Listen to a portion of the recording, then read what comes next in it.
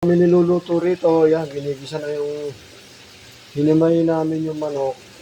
Pinaka-the-best talaga na pansit, yung hihimay mo yung manok, palalambutin muna, tapos tsaka yung sabaw niya, yun na isasabaw, parang chicken broth. Ito yung pinaglagaan ng manok. Oh. Ayan. Yan yung pinaglagaan ng manok, yun na isasabaw. Ayan talaga, the best sa manok, yung pinagsabawan. Lagyan na ng seasoning, ano pa, sabaw. Yan, lalagyan na yung chicken broth, yung natural chicken broth, pinaglagaan ng manok. The best yan, nasabaw. Eh, ganyan din ginagawa namin sa trabaho ko noon. Nandun pa ako sa abroad. Kasi wala namang makakain, palaging ano nila ron, ang common na pinapakain sa amin, manok. Isda, manok, yan, kambing. Standby. Lagyan na natin ng gulay.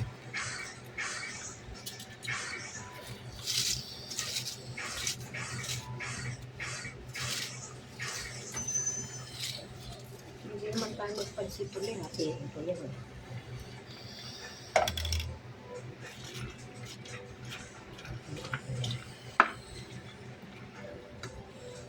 Ano nung kain ko, isa lang.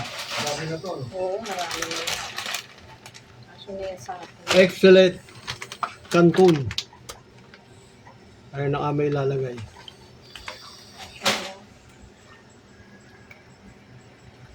Halo-halo, palambutin. Hati tayo.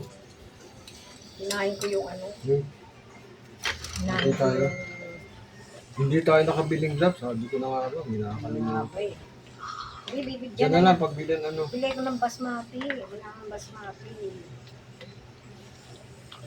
Ito yung bigas tayo. Matamis pala to. Eh, ano ang chicharo mo? Mama, chicharo mo. Mama, chicharo mo.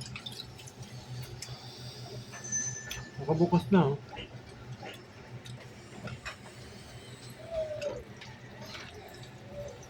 Sige. Nilagay na rin yung sitsaro. Mamaya yung kanton, ang dami So, Haluin na, ano yan? Kakatiin ko yung sabi ko dito. isang supot na pansit kanton. Kaya kami nagluto ay birthday ng nanay ko. Si Nanay Miding, 38 years nang pumanaw. Sa taas. Naku, as usual, nasa taas. Suman. Ano na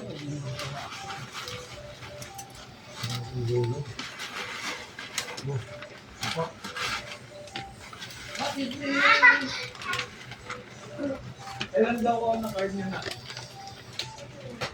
31? Eh, 31, hindi only week yun.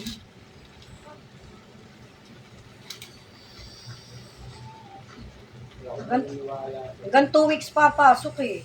Wala na silang pa. Wala na silang pasok. Holy week na next week eh. Yung, kailan? Sabi Sasabi- ko ng card yung sigurado yan. Alam mo.